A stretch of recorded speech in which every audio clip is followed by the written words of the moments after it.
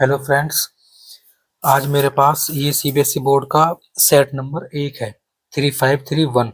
तो इसके जो एमसीक्यू है ना उन्हें सॉल्व करेंगे आज की वीडियो में। ठीक है, तो एक एक करके देखते हैं। मैंने पहले से तीसरा सेट भी करवाया है, उसकी वीडियो और जाकर देख लेना। ठीक, लेकिन फिर भी मैं इसके ये वाला सेट और करा रहा हूँ। यानी कौन सा सेट है? फर्स्ट।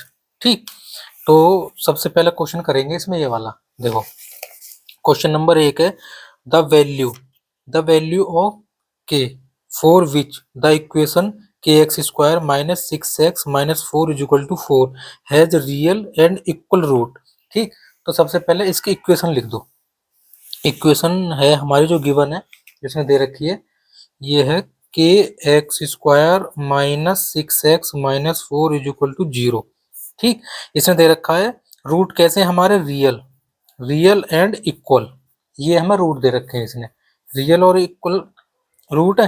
तो इसकी जो स्टैंडर्ड इक्वेशन होती है A x square plus B x plus C is equal to zero से इसके कंपेयर करेंगे। लेकिन कंडीशन दे रखी है इसने रियल एंड इक्वल रूट है हमारे, तो उसके लिए जो हमारा डिस्क्रिमिनेंट होता है ना वो होता है जीरो। ठीक है, और डिस्क्रिमिनेंट का फॉर्मूला होता है B square minus four A सी। ये क्वेश्चन है भाई, ये क्वेश्चन होगा, मैंने ये लिख दिया। ठीक, इसको मैं हटा देता हूँ इस वाले क्वेश्चन पेपर को इधर। तो B square minus four A C is equal to zero, ये फॉर्मूला लगाना है हमें। अब बी की वैल्यू चेक कर लो इसमें। देखो, पहले सबसे पहले ये दोनों हमने कंपेयर कर ली। ए आ गया हमारा, ए आ गया के, और बी आ गया माइनस सिक्स, और सी आ गया माइनस फोर। तो ये जो वैल्यू है ना इस वाली इक्वेशन में रख दो इन्हें। ठीक, बी की वैल्यू कितनी है, माइनस सिक्स, माइनस सिक्स का square minus four multiply a कितना है मेरे पास, के। ठीक, सी है मेरे पास minus four is equal to zero. ठीक, तो माइनस सिक्स का स्क्वायर 36, माइनस माइनस फोर और फोर 16, और माइनस माइनस ये प्लस हो जाएगा, तो 16 के इज इक्वल टू जीरो। और इसको इधर लेके आ जाओ। देखो, 16 के माइनस 36। ठीक है, के इज इक्वल टू हो जाएगा माइनस 36, 36 माइनस 36 अपॉन 16। तो माइनस नाइन फोर जा 36 और फोर फोर जा 16। तो के की जो वैल्यू आ गई ना, के की वैल्यू आ गई माइनस नाइन बाई फोर। तो ये हो गया मेरा आंसर। ठीक है, एक ये हो गया, ये तो हो गया पहला क्वेश्चन, क्वेश्चन नंबर 1। ठीक, अब क्वेश्चन नंबर दूसरा देखते हैं। क्वेश्चन नंबर 2 यहाँ पर मैं डाल देता हूँ, क्वेश्चन नंबर 2। तो क्वेश्चन नंबर 2 एक बार पढ़ लेते हैं। द लाइन सेगमेंट, देखो ये वाला क्वेश्चन है। The line segment joining the point P minus four minus two and Q ten और फोर इज डिवाइडेड। एक काम करते हैं, ये क्वेश्चन थोड़ा मैं डिटेल में बताऊंगा, तो इस क्वेश्चन को मैं लास्ट में करूंगा। तो सबसे पहले जो सारे इजी इजी क्वेश्चन है ना उन्हें कर लेते हैं। ठीक, तो मैं क्वेश्चन थर्ड कर रहा हूँ पहले। If the zeros of a polynomial P X are minus three and minus eight then P X. ठीक, यदि मतलब इसने हमें पॉलिनोमियल के जो जीरोस दे रखे हैं, जीरो मतलब रूट बोल दो या जीरोस बोल दो। ठीक, अब देखो इसने क्या क्या दे रखा है हमें, इसने दे रखे हैं हमारे जीरोस। मैं लिख देता हूँ यहाँ पर जीरोस। क्वेश्चन पढ़ लिया भाई, तो जीरोस में लिख देता हूँ। जीरोस हमें दिए माइनस थ्री एंड एट, तो जीरोस को रूट बोल दो या कुछ भी बोल दो, जीरोस बोल दो। ठीक, तो मैं अपने पास से मान लेता हूँ कि रूट जो है ना मेरे पास एक तो माइनस थ्री है अल्फा, और इसको बीटा मान लेता हूँ। कुछ ही मान सकते हो यार, ए बी सी कुछ ही मान लो। ठीक, जो हमारे पॉलिनोमियल की जो स्टैंडर्ड इक्वेशन हम बनाते हैं, इसके दो फॉर्मूला, या तो आप ऐसा रख दो एक्स माइनस एल्फा और एक्स माइनस बीटा। ठीक है, यदि इसका एक दूसरा फॉर्मूला भी होता डायरेक्ट रखने के लिए, देखो x square minus alpha plus beta into x, यानी sum of roots into x plus multiply by roots, जो रूट है ना उनका मल्टीप्लाई कर देते हैं। तो ये पॉलिनोमियल के दो फॉर्मूला आ जाते हैं। ये जो नीचे वाला फॉर्मूला है ना इसी से बनाए, क्योंकि इसके आपस में मल्टीप्लाई कर देंगे तो यही चीज निकल के आती है। ठीक, कोई सा पुट कर लो। अब मैं पहली, यानी ये पहली होगी ये दूसरी होगी, तो मैं इसको ले लेता हूँ ऊपर वाले को। ठीक, बस इसमें रूट की वैल्यू पुट कर देना, आंसर आ जाएगा P X is equal to, देखो एक्स माइनस एल्फा कितना दिया माइनस तीन, तो माइनस थ्री ये रख दो। ठीक है, अब क्योंकि माइनस तीन है तो बड़ा ब्रैकेट लगा दिया, तो एक्स माइनस बीटा की जगह एट आ जाएगा। ठीक है भाई, इसको सॉल्व कर लो अब। तो एक्स माइनस माइनस प्लस तीन। ठीक, ये हो जाएगा एक्स माइनस एट, ये आ गया आंसर। एक बार ऑप्शन में मैच कर लो। ठीक है, तो x square plus five x, इसकी मल्टीप्लाई और कर लो, कोई दिक्कत नहीं है, जब भी देख लेंगे एक साथ। तो ये हो जाएगा एक्स स्क्वायर माइनस मल्टीप्लाई करके -5x आ जाएगा और माइनस के 24। ये आ गया आंसर पॉलिनोमियल। एक बार मैच कर लो, x² + 5x, ऑप्शन ए देखो, ऑप्शन ए क्या दे रखा है, x² + 5x - 4। ठीक है, तो ये तो मैच नहीं कर रहा, यानी आंसर नहीं है। x + 3 - x + 8। ठीक है, इसकी मल्टीप्लाई करके देखते हैं, यदि मल्टीप्लाई करके ये आ जाता है तो समझ लो आंसर यही होगा। वैसे तो रूट तो मैच कर नहीं रहे, क्योंकि मेरे आ रहे हैं x + 3 और यहाँ आ रहा है x - 8। इसने दे रखा है x + 3 - x + 8। ठीक है, अभी चेक करेंगे इसको। इसका ऑप्शन सी देखो, ऑप्शन सी क्या है, a x² + 5x - 24। ये भी मैच नहीं कर रहा, और x² - 24 ये भी मैच नहीं कर रहा। तो क्या, अब देखो इसको करते कैसे हैं। ठीक है, ये क्वेश्चन में कोई गड़बड़ नहीं है, आंसर आ जाएगा अभी इसका। हम इसकी इसका ऑप्शन बी उठा के देखते हैं। देखो ऑप्शन बी, जैसे x + 3 दे रखा है इसने। ठीक है, रूट मैच करवा लो, -x + 8। ठीक है भाई, इसको जीरो को इक्वल पुट कर देता हूँ, तो x + 3 = 0। तो यहाँ से x की वैल्यू क्या आ गई निकल कर, -3। ठीक है, x मतलब -3, तो यानी 0 हो जाए, ये रूट है। ठीक, और इसने क्वेश्चन में भी दिया है कि एक तो -3 रूट दिया है, और यहाँ पर मैंने -3 निकाल दिया। दूसरे रूट को कंपेयर कर लो, -x + 8 = 0। तो इस -x को इधर लेकर चले जाएंगे तो x = 8 आ जाएगा। ठीक है, दूसरा रूट क्या दिया इसने, 8, तो यानी मैच कर गए ना हमारे दोनों रूट। ठीक है, तो यानी आंसर इसका बी है। बस इसने इसने इसने ऑप्शन बी में करा क्या है, ऑप्शन बी में इसने ये कर दिया कि x + 3 ये रहा और -x + 8। इसने बस माइनस प्लस की जगह यहाँ लगा दिया, बस थोड़ा इतना इधर उधर कर दिया तो बच्चा कंफ्यूजन करने के लिए। ठीक है, तो इसका आंसर क्या है, आंसर है इसका बी। ठीक, अब क्वेश्चन 4 पढ़ेंगे। देखो क्वेश्चन 4 बहुत ही अच्छा क्वेश्चन है, इसको देख लेते हैं एक बार। ठीक है, इसको करते हैं क्वेश्चन 4 को। क्वेश्चन 4 है हमारा, in the given figure P Q, in the given figure P Q is a tangent to the circle with centre O. ये सेंटर ओ है और टेंजेंट पी क्यू, ये tangent P Q. S is a point on the circle, S कहाँ भाई, ये रहा circle पे। ठीक है, और such that S Q T, तो एंगल एस क्यू टी, अच्छा ये वाला क्यू है नी, क्यू इसको पूरा बनाना चाहिए भाई, यहाँ तक होना चाहिए पूरा। ये टेंजेंट टेंजेंट पे जाकर टच करेगा ये, ना कि सर्कल की सरकमफेरेंस पे। तो ये 55 पूरा है टेंजेंट तक।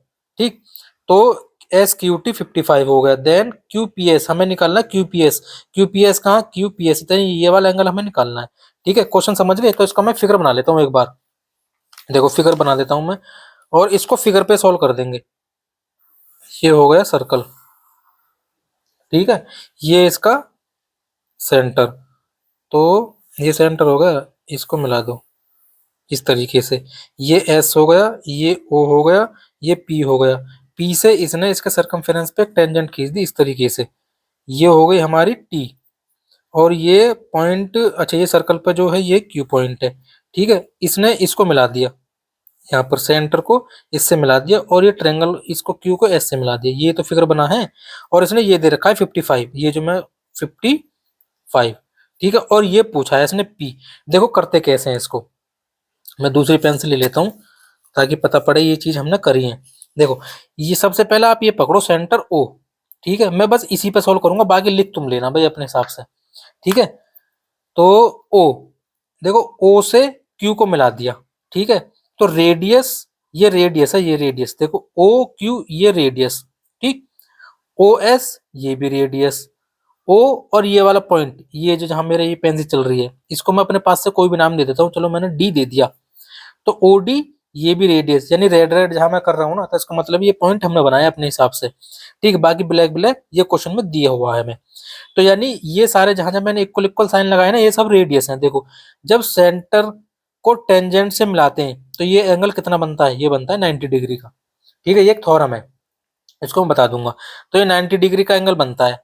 और अब आ जाओ ट्रेंगल, आप इस ट्रेंगल में आ जाओ। देखो ट्रेंगल में लिख रहा हूँ इस तरफ, कौन से ट्रेंगल में, ओ क्यू एस में, O Q S, triangle O Q S देख लो, ओ क्यू एस ये वाला ट्रेंगल। देखो इस ट्रेंगल में दो साइड इक्वल दी हैं, एक तो ये वाली साइड हमारी इक्वल है ओ क्यू वाली, और एक ओ एस वाली।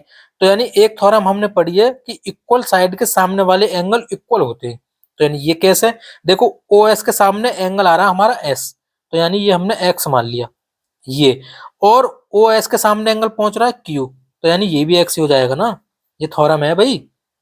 ठीक है, तो ये दोनों एंगल मैंने दिखा दिए इसे। अभी मैंने कुछ भी नहीं लिखा, देखो किस तरीके से करते हैं इसको यहीं पे।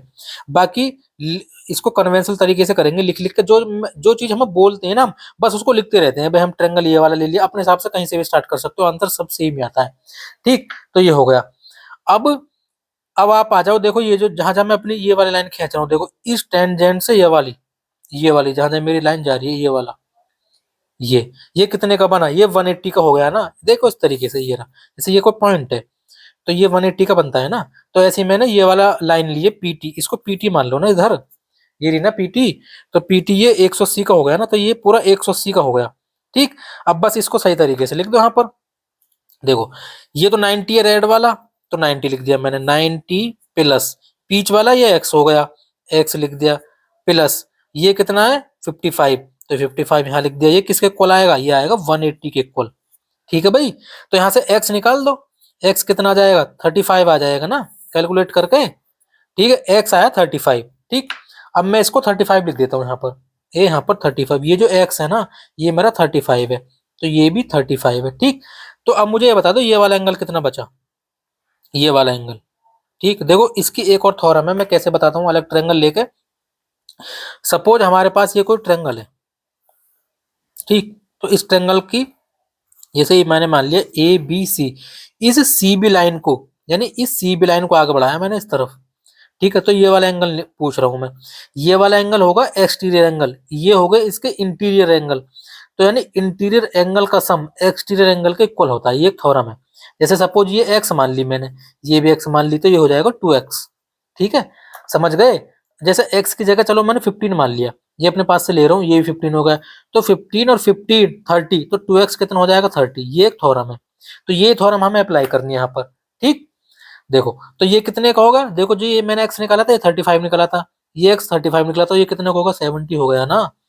अब ट्रायंगल ये वाला पकड़ लो, पी क्यू ओ, ट्रायंगल कौन सा, पी क्यू ओ। ठीक है भाई, इसको मैं अलग बना देता हूँ, चलो देखो ये इस तरीके से बनना है, यहाँ पर इस तरीके से, और ये हो गया मेरा ये वाला पी क्यू ओ। ठीक है, ये कितने निकाला मैंने 17, ये कितने का था 90, ये मैंने बनाया था। तो मुझे ये तो चाहिए, अब तो तुम प्रॉपर्टी लगा ही दोगे। ठीक है भाई, ये 70 है, ये 90 है, जोड़ लो 90 और 70 कितना हो गया बताओ, 160 हो गया ना। और 180 में से माइनस कर दो तो 20 आ गया ना आंसर। तो आंसर क्या है इसका 20। बाकी ये चीज मैंने लिखी नहीं है, बी के ट्रायंगल कौन कौन सा ले रहे हैं हम, ये चीज तुम खुद लिख लेना, मैं तो बस सोल्व कर रहा हूँ। ठीक है, और ये हो गया तुम्हारा, ये इसका आंसर है ऑप्शन बी। तो क्वेश्चन 4 का आंसर है ऑप्शन बी। ठीक है, अब करेंगे क्वेश्चन 5। ये हो गया भाई, देखो क्वेश्चन 5 कैसे करेंगे, क्वेश्चन 5 एक बार पढ़ लेते हैं। Devansh prove that triangle ABC similar है ट्रायंगल पी क्यू आर के यूजिंग एस प्रॉपर्टी, यानी साइड एंगल साइड वाली प्रॉपर्टी है, सिमिलरिटी क्राइटेरिया है। If found angle C is equal to angle R then which of the following prove that. ठीक, question पढ़ लिया। ठीक, अब इसको मैं लिख देता हूँ, देखो किस तरह के इसने दे रखे हैं हमें दो ट्रायंगल। एक तो ट्रायंगल दे रखा है एबीसी, और ये सिमिलर दिखाया है इसने ट्रायंगल पी क्यू आर के। ठीक है भाई, ये सिमिलरिटी का साइन है, और ये वाला जो साइन होता है ना कॉन्ग्रुएंसी का साइन होता है। ठीक है, और इसने ये दे रखा है हमें क्वेश्चन में angle C is equal to angle R के।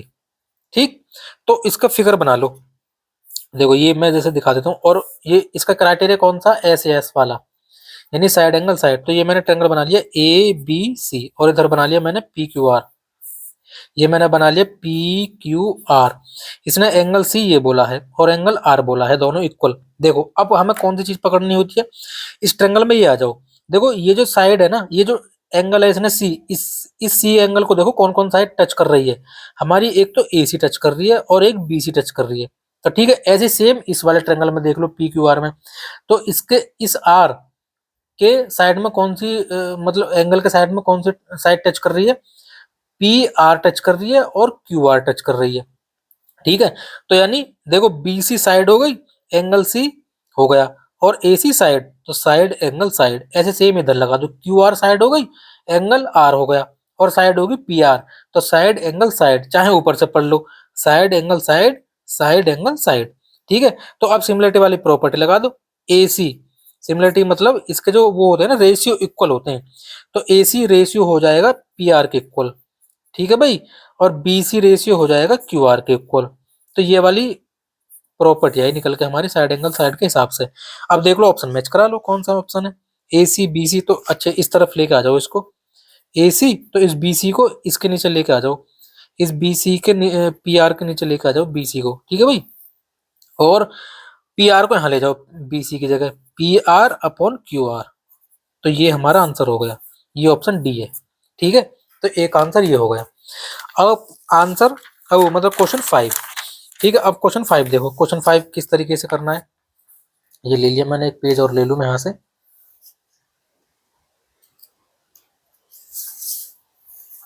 देखो भाई, ये क्वेश्चन 6 आसान क्वेश्चन है, ज्यादा हार्ड भी क्वेश्चन नहीं है। तो देखो क्वेश्चन 6 पढ़ो पहले। While calculating mean of A group frequency distribution step deviation method was use. तो स्टेप डेविएशन का फॉर्मूला दे दिया और वैल्यू दे दी, एक्स की वैल्यू दे दी, एच की वैल्यू दे दी, ई की वैल्यू दे दी, यू बार हमें निकालना है, ठीक है। बट डायरेक्ट फॉर्मूला पुट कर दो। ये क्वेश्चन कहाँ से चैप्टर से आया, स्टैटिस्टिक्स के चैप्टर से क्वेश्चन आया है, ठीक है। जहां हमें मीन, मोड, ठीक है, और मीडियन और स्टैंडर्ड डेविएशन, ठीक है, मीन डेविएशन, ये सारे टॉपिक हमें पढ़ने होते हैं। तो जब मैं चैप्टर पढ़ाऊंगा ना, तब ये सारी चीज समझाऊंगा। फिलहाल इसने देखो हमें क्या क्या वैल्यू दे रखी है। एक तो फॉर्मूला दे रखा है यू वाला, देखो ये वाला, ये मैं लिख देता हूँ इधर, u is equal to x minus a upon h, एक तो ये दे रखा है। और वैल्यू दे रखी है इसने x bar is equal to 64, x bar और एक्स इक्वल ही है 5, ए दे रखा है 62.5। तो बस इसमें यू बार तो निकालना है, तो वैल्यू पुट कर दो बस। यू इज इक्वल टू क्या हो जाएगा, एक्स बार की जगह 64, ए की जगह 62.5 और एच कितना दे रखा 5। इसको बस सोल्व कर दो। यू बार कितना जाएगा, ये तो हो गया 1.5 यहाँ पे 5, इसको डिवाइड कर दो 0.3, ये आंसर है बस। इतना तो इजी आंसर था, ऑप्शन सी, यानी ऑप्शन सी। अब क्वेश्चन 7 देखो भाई, a conical cavity of maximum volume is carved out from a wooden solid hemisphere of radius 10, curved surface area of the cavity, ठीक है। carved out is used, तो यानी हमें एक हेमिस्फीयर दिया, हेमिस्फीयर में से एक कोन टाइप की केविटी निकालनी, उसका कर्व सरफेस एरिया पूछा है, कर्व सरफेस एरिया पूछा है, ठीक है। तो इसको पहले मैं फिगर बना लेता हूँ, ठीक है। क्वेश्चन तो देख लिया भाई, चलो मैं फिगर ये वाला मैं बना देता हूँ खुद ही। देखो इसने ये वाला क्वेश्चन दिया, ये वाला, ये हमारा हेमिस्फीयर होगा, ठीक है। अरे बॉल तो देखिए भाई, क्रिकेट में जो खेलते हो तुम, तो वो ही है, बस उसको आधा काट दो, ठीक है, तो हेमिस्फीयर आ जाएगा निकल के, ठीक। ये हो गया इस तरीके से, ये भी इस तरीके से। देखो पूरा अगर हेमिस्फीयर में पूरा बना दो ये, ठीक है, ये क्या होगा इसकी डायमीटर, तो ये हो गया, ये रेडियस हो गई, ये रेडियस हो गई, ऐसे इस तरीके से बना दिया मैंने, ये रेडियस हो गई, तो ये भी रेडियस हो गई, सेम फॉर्मूला है लगा दो। तो देखो ये कौन सी है भाई, ये भी रेडियस है, ये भी रेडियस हो गई, ये भी रेडियस हो गई, 3 रेडियस है इसकी, ठीक है। तो एक काम करो, इस तरीके से करो, इसको वुडन पीस को मतलब काट के इसमें से ऐसे निकाल लिया, देखो इस तरीके से, ये इस तरीके से निकाला इसने। तो देखो ये तो आर थी, ये आर, ये भी आर, तो ये होगी एल। कर्व सरफेस एरिया क्या होता है, कोन का होता है पाई आर एल, ठीक है। मेरे पास क्या क्या चीज है, पाई आएगी, आर आएगी, आर इसने दे रखा है, आर इसने दे रखा है 10 सेंटीमीटर, ठीक है, क्वेश्चन में दे भी रखा है ये वाला, कहाँ गया, आर दे रखा है इसने 10 सेंटीमीटर और पाई की वैल्यू दे 3.14, ठीक। तो आर आर भी है मेरे पास, पाई भी है, एल नहीं है, तो एल निकाल लो। तो ये 90 बनता है ना पे एल। देखो ये एक बन गया ट्रेंगल ABC, ये होगा राइट एंगल ट्रेंगल। तो राइट एंगल ट्रेंगल में पाइथागोरस लगा दो भाई। AC तो यहाँ पर हाइपोटेनस है, BC बेस है, AB परपेंडिकुलर है, तो यानी एल स्क्वायर। तो क्या हो गया भाई, ये हो गया हमारा l square is equal to BC कितना दिया आर कितना दिया 10 का स्क्वायर प्लस ऐसी ए भी परपेंडिकुलर है, तो परपेंडिकुलर कितना दिया भाई हमारा, ये भी रेडियस है, रेडियस यानी 10 का स्क्वायर, ठीक है। ये निकाल दो, 100 प्लस 100 इज इक्वल टू 200, और एल कितना निकला, एल इज इक्वल टू √200। देखो भाई ये निकल गया ना, तो यहाँ निकाल दो भाई 10√2, ये आ गया। तो बस फॉर्मूला हम पुट कर दो। फॉर्मूला क्या होता है कर्व सरफेस एरिया का, फॉर्मूला क्या होता है, पाई आर एल होता है ना, कितना होता है पाई आर एल, ठीक है। पाई की वैल्यू 3.14, आर मुझे 10 दिया है, एल मैंने निकाला है 10√2। तो देखो इस पॉइंट से पॉइंट हटा दो, नीचे 100 आ गया, तो 100 से ये दोनों 10 कट गए ना, 314√2, और क्या है सेंटीमीटर स्क्वायर। क्योंकि यूनिट एरिया की सेंटीमीटर मतलब मीटर वो मतलब स्क्वायर में होती है ना, सेंटीमीटर मीटर स्क्वायर कुछ भी होती है। अब क्वेश्चन 8 देखो भाई, if a n represent n a term of A P minus 15/4 minus 10/4 minus 5/4, value निकाल लिया मैं A16 माइनस A12। ठीक है, क्वेश्चन पढ़ लिया। अब देखो मैं लिख देता हूँ, जो इसने हमें एपी सीरीज दी है ना, को ये होगा क्वेश्चन नंबर 8। तो इसने हमें दी है एपी सीरीज है मेरे पास, एक तो -15/4 है, -10/4 है, -5/4 है, डॉट डॉट डॉट ये, और हमें निकालना है A16 माइनस A12, ये हमें निकालना है। तो देखो इसका फॉर्मूला होता है, ये हमारा nth टर्म का फॉर्मूला क्या होता है एपी में, इसने खुद ही बोल दिया एपी मतलब अर्थमेटिक प्रोग्रेशन। ठीक, तो ये होता है जैसे टीएन की जगह यहाँ इसने ए एन दिया ना, ए दिया तो टीएन लिख दो, कोई दिक्कत नहीं है। A plus n minus 1 into d, एक तो ये हो गया। टीएन की जगह हमें रखना ए और एन की जगह 16। ठीक है भाई, तो A16 निकालना है, तो ए प्लस और एन की जगह 15 रखना है, 16 रखना है, 16 माइनस 1 इंटू डी, कितना आ गया ए प्लस 15D, एक तो ये आ गया। ऐसे ही मुझे A12 निकालना है, इस वाले फॉर्मूला में पुट करके मतलब इक्वेशन 1 में पुट करके, तो ए प्लस यहाँ 12 माइनस 1 इंटू डी, तो ये हो जाएगा ए प्लस 11D। अब जो एक्सप्रेशन दे रखी है इसने A16 माइनस A12, ये वाली चीज दे रखी है ना, तो इसमें वैल्यू पुट कर दो। A16 की वैल्यू आई मेरी ए प्लस 15D, ए प्लस 15D। ठीक है, माइनस ब्रैकेट लगा दो ए प्लस 11D, इसको सॉल्व कर लो। ए प्लस 15D माइनस ए माइनस 11D। ठीक है भाई, ए से ए कट गया, 15D से 11D माइनस कर दो तो कितना आया 4D। तो यानी मेन टारगेट बस मेरा डी निकालना है, ना कि ए। ठीक है, इस तरीके से मत करना कि कभी पहले A16 निकाल दो, ए वैल्यू ये ए हो गया इसके टर्म और ये डी होगा। डी कौन सी होती है, सेकंड टर्म में से फर्स्ट टर्म घटा देते हैं ना एपी में, तभी तो डी निकलता है। ये मत करना कि पहले A16 निकालो फिर A12 निकालो, उन दोनों के जो आंसर आए उनको आपस में माइनस कर दो। ठीक है, क्योंकि हाँ सोल्व करने से ए कट जाता है ना, तो बस मुझे डी डी पे टारगेट करना है। तो डी कितना निकलेगा मेरा, डी निकलेगा मेरा भाई फर्स्ट टर्म में से लास्ट टर्म घटानी है ना मुझे, नहीं मतलब सेकंड टर्म में से फर्स्ट टर्म घटानी होती है। तो एपी जो कितनी थी मेरी, एक बार और लिख लेता हूँ, -15/4 -10/4 -5/4 ये रही थी। तो यानी ये फर्स्ट टर्म होगी, ये सेकंड टर्म, ये थर्ड टर्म, ये डॉट डॉट आगे चल रही है भाई। तो डी कैसे निकालते हैं, यानी सेकंड में से फर्स्ट टर्म घटा देते हैं, या थर्ड में से सेकंड टर्म घटा दो, और आगे जो आएगी ना फोर्थ में थर्ड घटा दो, तो ये चीज होती है। तो यानी सेकंड टर्म में से फर्स्ट टर्म घटा दो। ठीक है, सेकंड टर्म कितनी थी -10/4 -15/4, और ये माइनस ये वाला, तो इसलिए ब्रैकेट में लेना पड़ेगा। ठीक है, तो -10/4 प्लस 15/4, क्योंकि माइनस माइनस प्लस हो जाएगा ना, तो यहाँ एलसीएम ले लो भाई, -10 प्लस 15 इज इक्वल टू 5/4। तो यानी डी की जो वैल्यू आई ना मेरी 5/4 आई, और मुझे क्या निकालना था, मुझे निकालना था 4D। तो 4 इंटू डी की जगह 5/4 पुट कर दो, 4 से 4 कट गया, आंसर आ गया मेरा 5। ठीक, बस इतना करना था इसमें, आ गया समझ में। तो क्वेश्चन निकालेंगे अब हमारा 9 क्वेश्चन। देखो, the value of p, question पढ़ लो, the value of p for which root of quadratic equation x² minus px plus 6 is equal to 0 rational. ठीक है भाई, रेशनल रूट दिए इसने, इसने क्या दिए रेशनल रूट, तो कोई दिक्कत नहीं है। रेशनल क्या होते हैं भाई, रेशनल रूट जब होंगे जब हमारे नंबर क्या होते हैं परफेक्ट स्क्वायर नंबर। क्या, देखो x² minus p x plus 6 is equal to 0, ये क्वेश्चन दिया है इसने, क्वेश्चन नंबर 9। और रूट कैसे हमारे रेशनल, क्या है भाई रेशनल रूट है हमारे। ठीक है, तो रेशनल रूट कब होते हैं, जब जो हमारा जो डिस्क्रिमिनेंट है, डिस्क्रिमिनेंट क्या आना चाहिए परफेक्ट स्क्वायर नंबर, क्या आना चाहिए परफेक्ट स्क्वायर नंबर। ठीक है, तो परफेक्ट स्क्वायर नंबर कौन से होते हैं, जो हम स्क्वायर करके बनाते हैं, जैसे 1 का स्क्वायर हो गया 1, और 2 का स्क्वायर हो गया 4, 3 का स्क्वायर हो गया 9, 4 का 16, तो ये जो 9 हो गया 4 हो गया 1 हो गया, ठीक है, ये सारे क्या है परफेक्ट स्क्वायर नंबर है।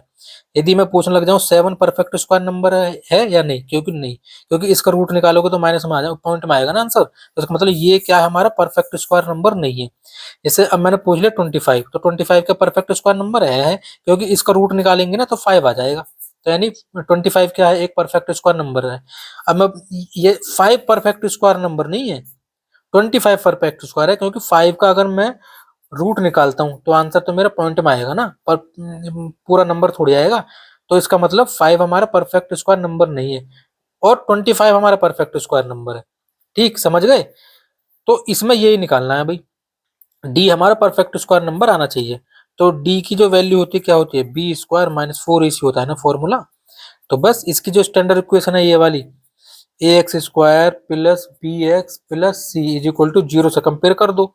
कंपेयर करने के बाद मुझे क्या मिला, ए की वैल्यू मुझे 1 मिल गई, और ए की वैल्यू 1 मिल गई, बी की वैल्यू मुझे पी मिल गई, और सी की वैल्यू मुझे 6 मिली।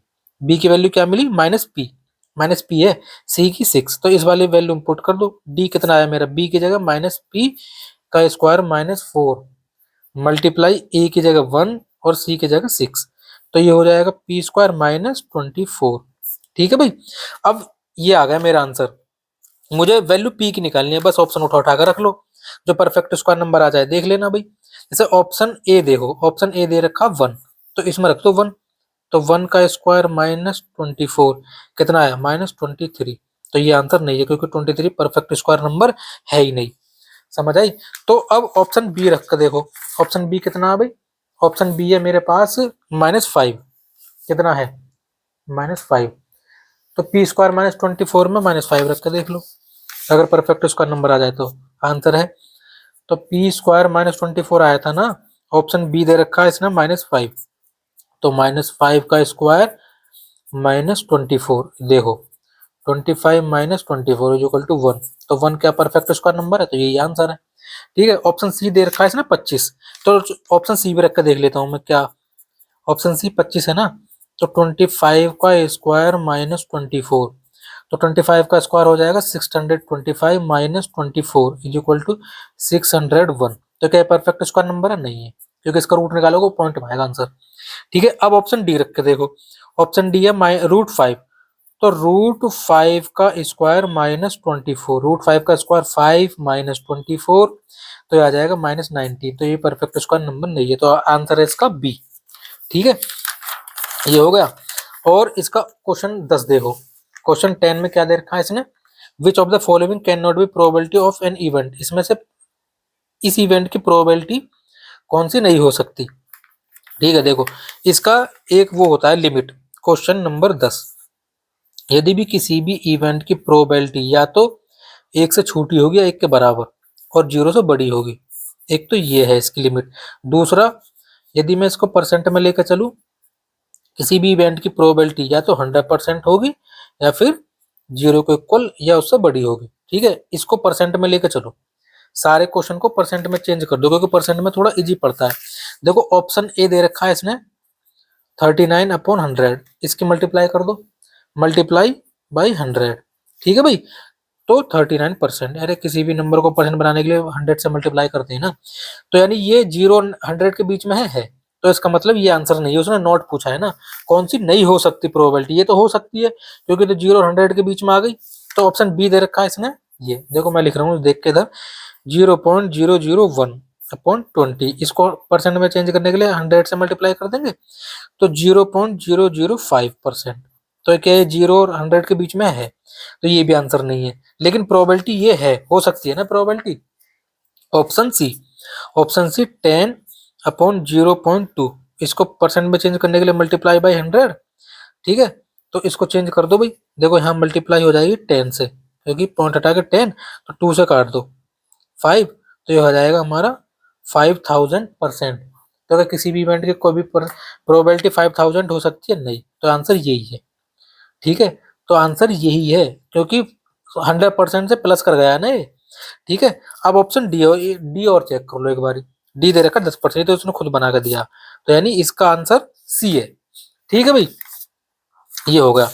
अब इसका क्वेश्चन 11 देखो, देखो क्वेश्चन 11 क्या, a card is drawn at randomly from a well shuffled deck of 52 पे प्लेइंग कार्ड देखे हैं सबने, 52 प्लेइंग कार्ड। ठीक है, the probability of that either a 10 or king, ये कह रहा है कि भाई उसकी प्रोबेबिलिटी तो या तो 10 आए या किंग आए।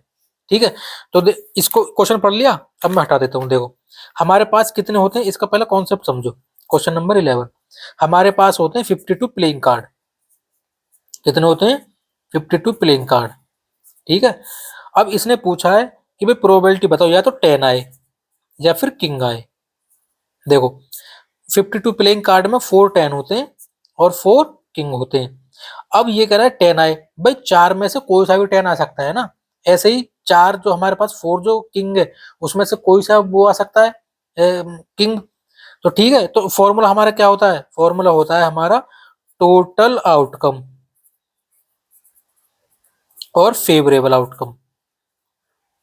ठीक है भाई, फेवरेबल आउटकम ये तो होता है फॉर्मूला किसी भी प्रोबेबिलिटी का इवेंट का। ठीक है, तो फेवरेबल आउटकम कितने हो गए, पहले मैं 10 के लिए लेके चलता हूँ।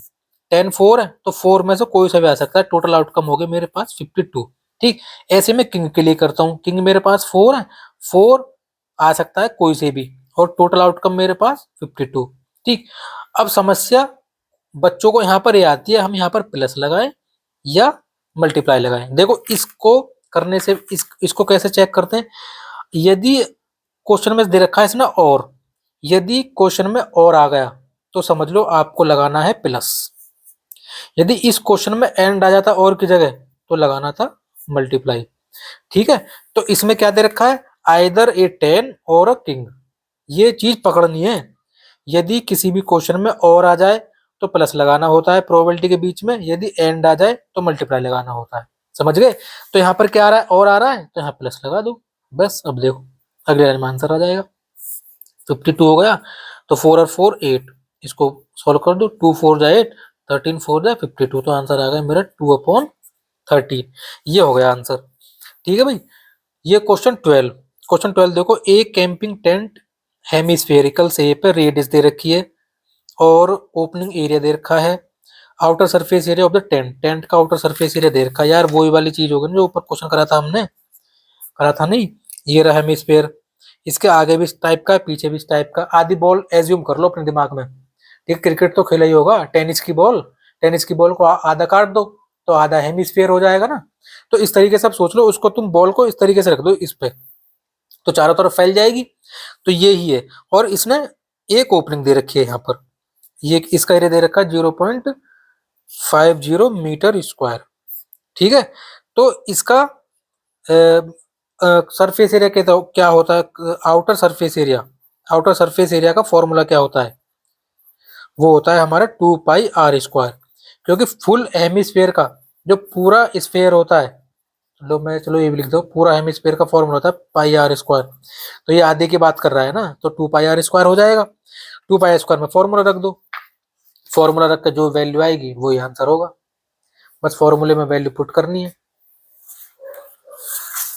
ठीक है, तो मेरे पास फॉर्मूला क्या था, फॉर्मूला था मेरे पास ये 2 पाई r स्क्वायर। तो 2 पाई की वैल्यू कितनी दी है, 22/7। आर की वैल्यू कितनी दी है भाई, 1.4 मल्टीप्लाई 1.4। क्वेश्चन तो पढ़ लिया था ना, बस मैं सॉल्व ही कर रहा हूँ। ठीक है, इसको सॉल्व कर लो, देखो पॉइंट हटा दो 10, पॉइंट हटा दो 10, तो देखो 7 से ये कट गया 2 टाइम्स। ठीक है, 2 की 24 में 22 मल्टीप्लाई करो 44 मल्टीप्लाई 2 मल्टीप्लाई 4/100। ठीक है, तो ये हो जाएगा 88 मल्टीप्लाई बाई 14/100।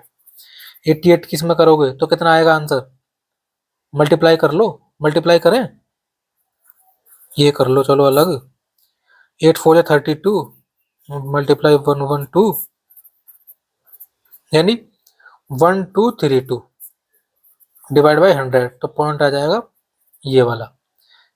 डायमेंशन क्या दे रखी है इसने, मीटर स्क्वायर, तो मीटर स्क्वायर। लेकिन इसने क्वेश्चन में बोला है कि एक ओपनिंग भी दे रखी है, जैसे ये था ना हेमिस्फीयर, तो इसने क्या दे रखा है, एक ओपनिंग। तो ये ओपनिंग है, ये कर्व थोड़ी है, इसको टच थोड़ी कर सकते हैं, तो इसका मतलब इसको माइनस कर दो बस, इस एरिया को। ये हो गया, तो आ गया हमारा आंसर 11.82 मीटर स्क्वायर। तो ये हो गया आंसर। ठीक है भाई, अब क्वेश्चन 13, क्वेश्चन अच्छे लेवल के हैं वैसे। क्वेश्चन 13 देखो, क्वेश्चन 13 पढ़ लो पहले। An arc of length 2.2 centimetre subtended an angle theta at the centre of the circle with radius 22.8 centimetre, value of theta. देखो इस क्वेश्चन पढ़ लिया। जैसे ये है भाई, देखो ये मेरे पास सर्कल है कोई, ये होगी मेरी ये सेंटर, ये होगी आर्क ए और बी। तो ये जो आर्क है ना, इस पर थीटा डिग्री का एंगल बना रही है, और आर कितनी दे रखी है इसने, आर दे रखा है 2.8 सेंटीमीटर। तो मुझे थीटा की वैल्यू पूछे। देखो इसका क्वेश्चन कैसे करते हैं, यदि मैं पूरा एंगल घूम जाऊं इस तरीके से तो 360 घूम गया, तो 360 डिग्री घूमने पर मुझे पूरे सर्कमफेरेंस की वैल्यू मिल जाती है 2 पाई आर, क्योंकि सर्कल की सर्कमफेरेंस कितनी होती है 2 पाई आर होती है ना। तो यानी 1 डिग्री घूमने पे मुझे क्या मिलेगा 2 पाई आर अपॉन 360 डिग्री। लेकिन मुझे थीटा डिग्री तक घूमना है, तो थीटा डिग्री की वैल्यू निकाल दो। तो theta upon 360 multiply 2 pi r, ये तो निकलेगा। आ गया भाई समझ में। तो बस अब ये जो थीटा है ये आर की तो है, मतलब थीटा आर्क पे है ये रहा ए बी, ये वाला। ठीक है ए बी, और theta upon 360 multiply 2 pi r. तो बस इसमें वैल्यू पुट कर दो। आर कितनी दे रखी है हमें, आर दे रखी है इसने 2.2। ठीक है, तो आर की जो वैल्यू है ना वो 2.2 है। देखो 2.2 रख दिया मैंने, theta upon 360 multiply 2 pi r. Pi की वैल्यू दे, पाई की नहीं है तो 22/7, और आर कितनी दे रखी है 2.8। ठीक है, ये जो 22/7 है ना, तुम देखना आर की वैल्यू वो इस तरीके से लेता है ताकि 7 से डिवाइड हो जाए। मोस्टली 10 तक ये चलता है। ठीक है, ये क्वेश्चन इस तरीके से सेट करे जाते हैं ताकि बच्चे को पता रहेगी, उसको एग्जामिनर को पता है कि जब बच्चा पाई की वैल्यू रखेगा 22/7 तो 7 से ये चीज कट जाती है। इस तरीके से सेट करते हैं। यदि उसे पाई की वैल्यू 3.14 पुट करानी है तो वो मेंशन करके देता है, जैसे हमने पीछे वाले क्वेश्चन में करी थी। उसको पता थी कि बच्चा यहाँ से पॉइंट हटाएगा तो 100 बनेगा, तो 100 से 100 कट जाएगा। इस तरीके से वैल्यू सेट करी जाती है। ठीक है, तो इसको बस सॉल्व कर दो। देखो पॉइंट हटा लिया, इधर 10 हो गया, इधर मैंने पॉइंट हटा लिया, इधर 10 हो गया। इसको काट दो बस सब। देखो इस 10 से ये 10 कट गया, इस 20 से ये 20 कट गया, इधर बचा 1। ठीक है, थीटा अपॉन 360 मल्टीप्लाई 2/7 मल्टीप्लाई 28। इस 7 से ये काट दिया 4 times 1 upon theta upon 360 multiply 8। ठीक है, इस 8 से ये काट दिया 40 टाइम्स, मतलब 54 टाइम्स। तो ये थीटा की वैल्यू कितनी आ गई 45 डिग्री। बस काट लोगे ना। ठीक है, ये हो गया आंसर, ये हो गया। और अब आ जाओ 14 क्वेश्चन पे। 14 दे रखा है इसने, एक वैल्यू दे रखी है साइन थीटा की वैल्यू, ये एक्सप्रेशन की वैल्यू पूछिए। देख लिया, तो मैं क्वेश्चन को लिख देता हूँ अभी। देखो साइन थीटा की वैल्यू दी है इसने 1/9, और हमें ये वाले एक्सप्रेशन की वैल्यू पूछे 9 cosec theta plus 1/9 cosec theta -1। तो ये दिए। देखो साइन थीटा की वैल्यू क्या होती है 1/9, इसका अपोजिट कर दो, क्योंकि कोसेक इसका अपोजिट होता है तो 9। अब 9 की वैल्यू कहाँ पुट कर दो, बस आंसर आ जाएगा एक लाइन में। 9 मल्टीप्लाई 9 प्लस 1 अपॉन 9 मल्टीप्लाई 9 -1 कितना होगा 9 9 जा 81, और 81 और 1 82 अपॉन 80। तो ये आंसर ये इसने दे रखा है option B.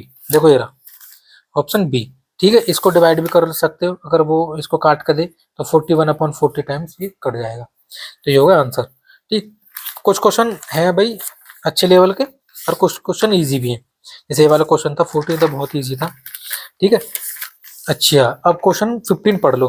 15 in the given figure P Q parallel है वाई जेड के, और X P ratio Y P की वैल्यू दी है 2:3। तो पी क्यू दे रखा है, हमें वाई जेड की वैल्यू पूछिए। ठीक, अब क्वेश्चन को मैं बना देता हूँ। क्वेश्चन को देखो, ये हो गया क्वेश्चन। क्वेश्चन हमारा ये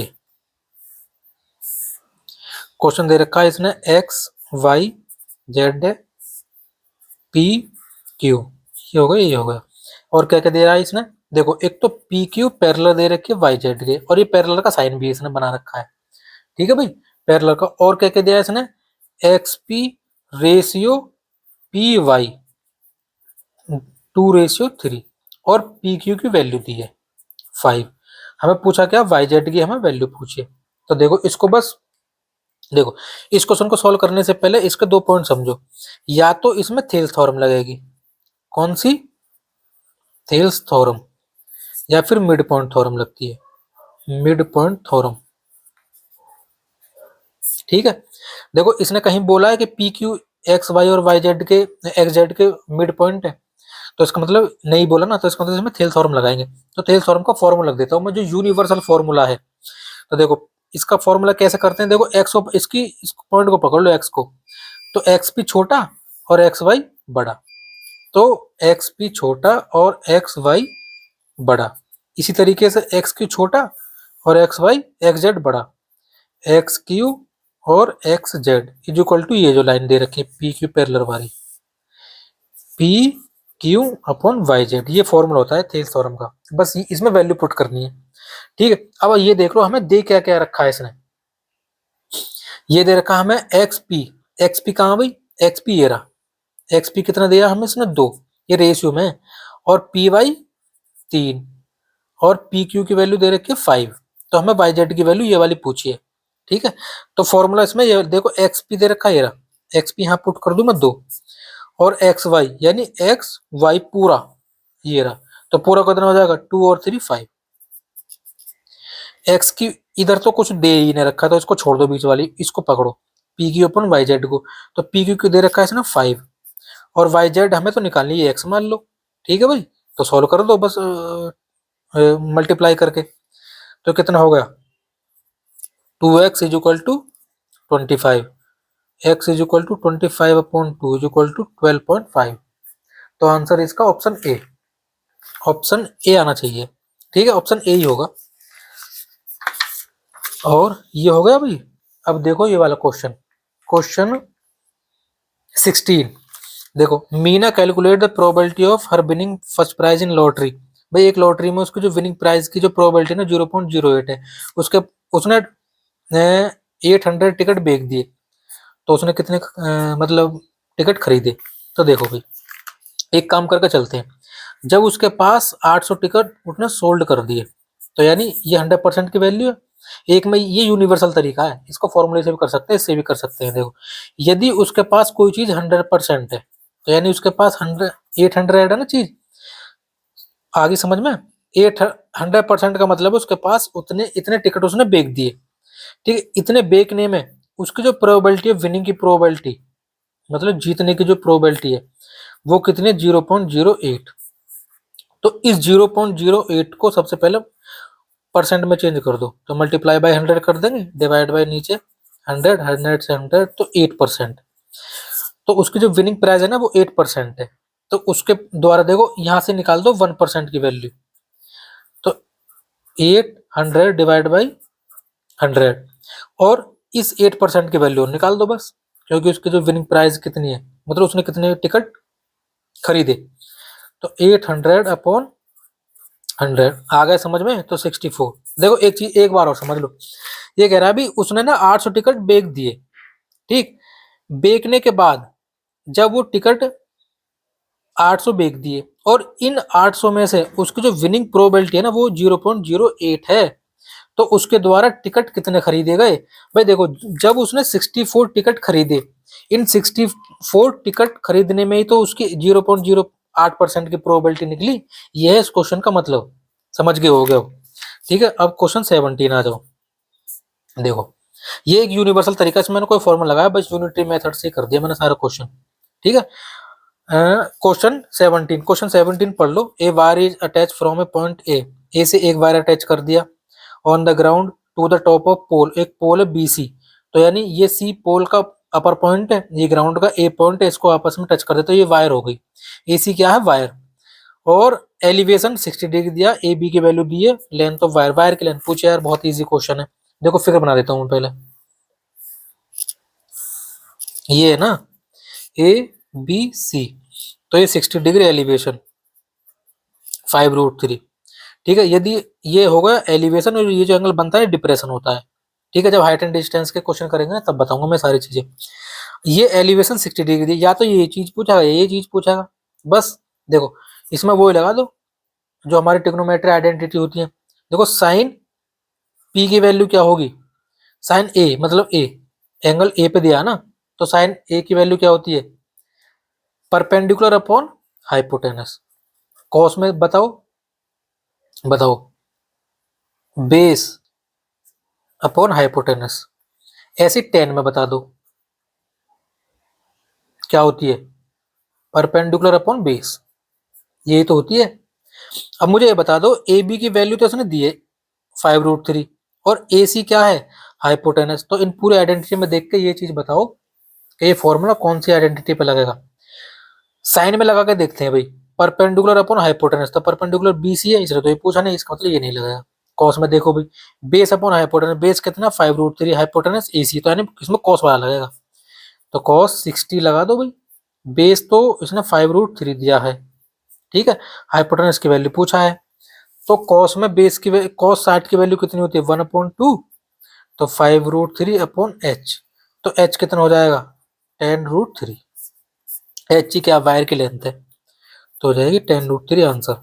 कौन सा ऑप्शन है भाई, बी ऑप्शन, ये रहा बी। ऐसी क्वेश्चन 18 देखो, क्वेश्चन 18, क्वेश्चन 18, क्वेश्चन 18 दिया है इसने, sec a upon under the root sec square a -1, ठीक है, ये निकालना है।